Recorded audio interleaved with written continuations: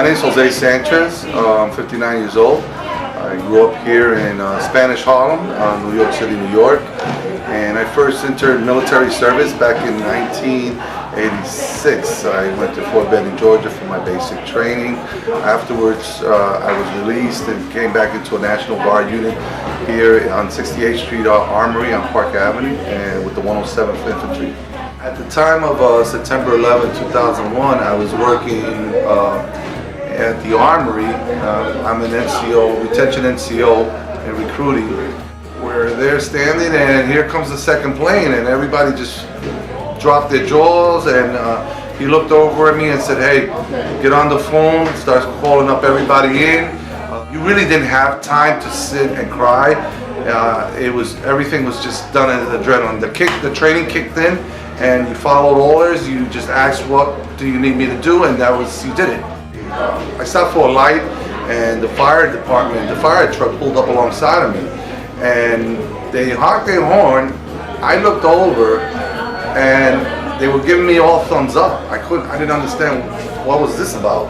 Then when I looked, the corner of my eye, I saw the mask that I used while I was down in 9/11. It was on the back of my car and my license plate was New York National Guard. And at that point I just turned around, the light changed, and it just like a waterfall came out of me. I remember the inertia pushing me forward. I went face first into the ground. Afghanistan is not like Iraq. Afghanistan is mostly rocks. It's Stone Age there. The energy just pushes you over and everything starts flying down on you. So they says, "Hey, you've been exposed to detonations that close, you got TBI." Transitioning from combat to back to society, it's a very difficult thing. I am 100% disabled veteran right now. I have 4 bulging discs, at 2 herniated discs on my lower back. I had a broken index finger, nerve damage here, PTSD, traumatic brain injury, and I've been medically discharged from the Army. All this was compounded on me. I have no money, my bills are behind, they're ready to repo my car. I was getting notices from the landlord. A friend of mine told me about ReserveAid and I called and it was a blessing. It was almost like somebody sent down an angel and said, "Hey, I'm here, don't worry."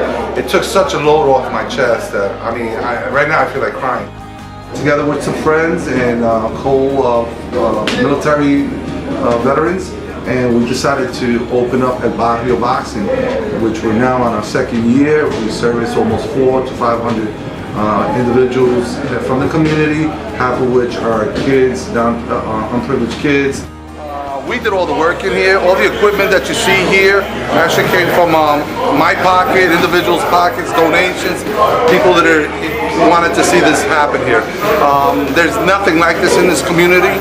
Most of these kids here that you see here, these kids were in gangs and they're on their way as dropouts, delinquents. They were referred to me by the Juvenile Justice Department and the Department of Probation.